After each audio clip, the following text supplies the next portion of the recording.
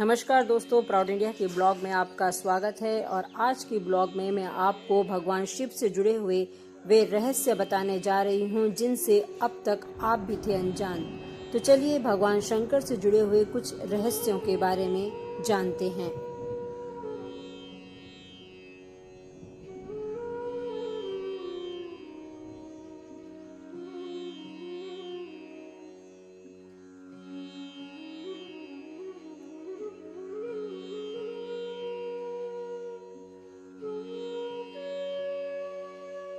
तो दोस्तों, जब कभी हम अपने चारों ओर प्रकृति व आकाश में टिमटिमाते तारों को देखते हैं तो हम कौतूहल से भर जाते हैं। इन सब की उत्पत्ति कैसे हुई? इस ब्रह्मांड की उत्पत्ति कैसे हुई? हमारी उत्पत्ति कैसे हुई? अगर हम अपने ग्रंथों का वैज्ञानिक विश्लेषण करें तो हमें इनका जवाब जरूर मिलेगा। हिंदू धर्म की शुरुआत शिव से होती है, लेकिन यह शिव कौन है? शिव भगवान हैं जिन्होंने हमें बनाया, तो फिर उन्हें किसने बनाया? अर्थात शिव को किसने पैदा किया? इन सब का जवाब भी हमारे ही ग्रंथों में मिलता है। एक बार एक संत ने भगवान शिव से पूछा, आपके पिता कौन हैं? शिव ने कहा, ब्रह्मा मेरे पिता हैं। संत ने फिर पूछा, आपके दादा कौन हैं? शिव ने उत्तर दिया, विष्णु मेरे दादा हैं। संत ने फिर से पूछा, अगर ब्रह्मा जी आपके पिता हैं और विष्णु आपके दादा हैं, तो आपके परदादा कौन हैं? शिव ने उत्तर दिया, मैं खुद ही अपना परदादा हूँ। तो दोस्तों, इस कहानी को ध्यान से समझने पर हमें पता लगेगा कि इसमें एक चक्र सा बनता है, जिसकी ना तो कोई शुरुआत है ना ही कोई अंत है। अगर हम बिग बैंग थ्योरी को माने तो हमारा ब्रह्मांड एक बिंदु से बना है, जिसमें अचानक ही विस्फोट हुआ, फिर हमारी सृष्टि का निर्माण हुआ। लेकिन इस बिंदु से पहले क्या था? इस बिंदु के पहले भी तो कुछ रहा होगा। हमारा विज्ञान हमें बताता है कि इस बिंदु से पहले कुछ नहीं था, एक निराकार अंतहीन, जिसे खत्म नहीं किया जा सकता, कुछ ऐसा ही था। दूसरे शब्दों में कुछ घटित ही नहीं हुआ था। यह निराकार स्वरूप वाला एक शून्य था, जो किसी रहस्यमय तरीके से असीम क्षमता वाली ऊर्जा से भरा हुआ था। ये असीम क्षमता वाली ऊर्जा जो थी वे सिर्फ शिव ही थी। शिव का भी यही अर्थ होता है जिसे खत्म ना किया जा सके। हमारी मॉडर्न साइंस ने भी इसे प्रूव किया है। हर वस्तु कुछ नहीं से आई है, अंत में कुछ नहीं में मिल जाएगी। अर्थात हमारी सृष्टि की हर वस्तु शिव से ही आई है, अंत में शिव में ही मिल जाएगी। शिव पूरे ब्रह्मांड में है, जिनका कोई अंत नहीं है। दूसरे शब्दों में शिव ही ब्रह्मांड है। भगवान शिव अपने आप में रहस्यमय हैं। इन्हें हम भगवान शंकर, शिव, भोलेनाथ, महादेव, नीलकंठ जैसे बहुत से नामों से जानते हैं। भगवान शंकर की पूजा सारी सृष्टि में की जाती है। उन्हें देवों का देव भी कहा जाता है। उनका स्वर्ग छोड़कर कैलाश पर्वत पर आना, अजीबोगरीब वेशभूषा, शरीर पर सांपों का होना अपने आप में बहुत से रहस्यों को समेटे हुए है। अगर हम भगवान शिव के जन्म के बारे में जानना चाहें तो हमें पता लगता है कि भगवान शिव को अनादि माना जाता है, जिसका अर्थ होता है जिसकी ना शुरुआत है और ना ही कोई अंत, जिनके ना तो कोई माता पिता हैं, ना ही जन्म की कोई तिथि। इसलिए शिव पुराण में भगवान शिव को स्वयंभू कहा गया है। भगवान शिव की एक बहन असवारी भी थी, जिन्हें माता पार्वती के आग्रह करने पर भगवान शिव ने अपनी माया से बनाया था। देवी असवारी का शरीर बहुत ही विचित्र था। उनकी त्वचा जानवरों जैसी थी।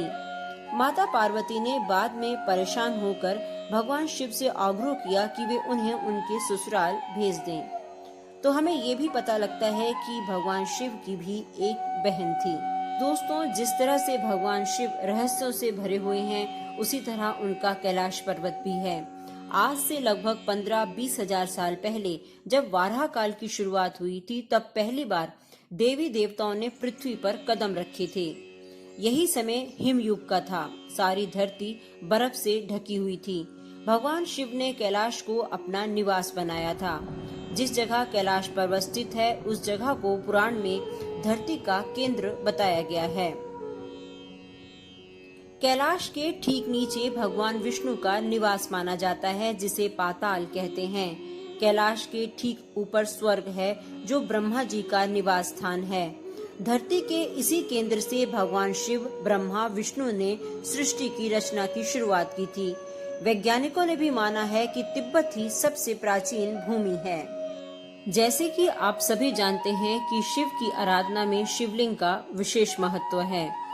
हिंदू धर्म के अनुसार खंडित मूर्ति का पूजन वर्जित माना जाता है, लेकिन क्या आपको मालूम है कि खंडित शिवलिंग चाहे जितना भी टूटा क्यों ना हो, उसे उसी प्रकार से पूजा जा सकता है। केतकी के फूल से शिव की पूजा नहीं की जाती। एक कथा के अनुसार केतकी के फूलों को झूठ का प्रतीक माना जाता है। शिव की पूजा बेलपत्र से की जाती है, लेकिन इसमें भी ध्यान रखा जाता है कि बिना पानी के बेलपत्र नहीं चढ़ाना चाहिए। भगवान शिव की पूजा में शंख का प्रयोग नहीं किया जाता, क्योंकि शिवजी ने शंखचूड़ नामक असुर का विनाश किया था और शंख उसी का प्रतीक माना जाता है। शंखचूड़ भगवान विष्णु का भक्त था, इसलिए उनकी पूजा में शंख का प्रयोग किया जाता है। भगवान शिव पर तुलसी भी नहीं चढ़ाई जाती। जलंधर नामक असुर की पत्नी वृंदा के अंश से तुलसी का जन्म हुआ था। बाद में भगवान विष्णु ने तुलसी से विवाह कर लिया था। इसी कारण तुलसी को शिव पर नहीं चढ़ाया जाता। दोस्तों, वहीं भगवान शिव के आभूषण भी बहुत ही विचित्र हैं। उनका अपना एक अलग ही महत्व है। शिव के गले में विराजमान सर्प वास्तव में नागों के दूसरे राजा वासुकी जी हैं, जिनका प्रयोग समुद्र मंथन में किया गया था, जिन्हें नागों के पहले राजा शेषनाग कहा जाता है। एक कथा के अनुसार भगवान शिव वासुकी से इतने प्रसन्न हुए कि उन्होंने वासुकी को अपने आभूषण के रूप में गले में रहने का वरदान दिया। शिव पुराण के अनुसार एक बार राजा दक्ष ने चंद्रमा को नष्ट होने का श्राप दिया था। तब उनके श्राप से बचने के लिए चंद्रमा ने शिव की तपस्या की। उनकी तपस्या से प्रसन्न होकर भगवान शिव ने उनकी रक्षा करते हुए उन्हें अपनी जटाओं में रहने का वरदान दिया। शिव जी का डमरू उनके साथ ही प्रकट हुआ माना जाता है। प्रारंभ में जब देवी सरस्वती प्रकट हुई तो उन्होंने अपनी वीणा से ध्वनि को जन्म दिया, लेकिन उनकी ध्वनि में संगीत व सुर नहीं थे। तब शिवजी ने नृत्य करते हुए 14 बार डमरू बजाया। इस ध्वनि के नाद से ही संस्कृत के व्याकरण और वाणी की उत्पत्ति हुई। डमरू के संगीत से ही छंद व ताल का जन्म हुआ। संगीत के 7 स्वर हैं, जो आते जाते रहते हैं। उनके केंद्रीय स्वर नाद में ही है। शिवजी का डमरू नाद साधना का प्रतीक माना गया है। उनके डमरू को ब्रह्म स्वरूप माना गया है। शिव के आभूषणों के बाद अब हम बात करते हैं उनके वस्त्र की। तो हमेशा मन में एक ख्याल आता है कि भगवान शिव ने बाघ की खाल क्यों पहनी हुई है। तो दोस्तों, शिव पुराण के अनुसार शिव जी एक बार ब्रह्मांड भ्रमण कर रहे थे और एक जंगल में जा पहुँचे। यह जंगल कई ऋषि मुनियों का निवास था। उनके निवस्त्र होने के कारण ऋषियों की पत्नी उनकी ओर आकर्षित होने लगी। तब ऋषियों ने शिव जी को ना पहचानते हुए उनके मार्ग में एक गड्ढा खोद दिया, जिससे कि वे उसमें गिर जाएं, फिर उनके ऊपर बाघ छोड़ देंगे। तब शिव भगवान जी गड्ढे में गिर गए, लेकिन उन्होंने ऋषियों की मनोदशा समझते हुए बाघ को मारकर उसकी खाल पहनकर बाहर निकल आए। जब ऋषियों ने उनको पहचाना तो उन्होंने अपने कार्य के लिए उनसे क्षमा मांगी। तभी से भगवान शिव हमेशा बाघ की खाल पहनते हैं।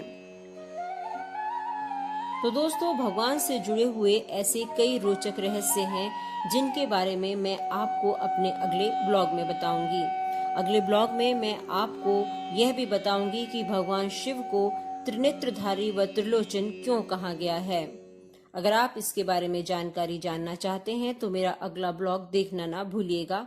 मुझे दीजिए इजाजत और वीडियो के अंत तक टिके रहने के लिए आपका बहुत बहुत धन्यवाद।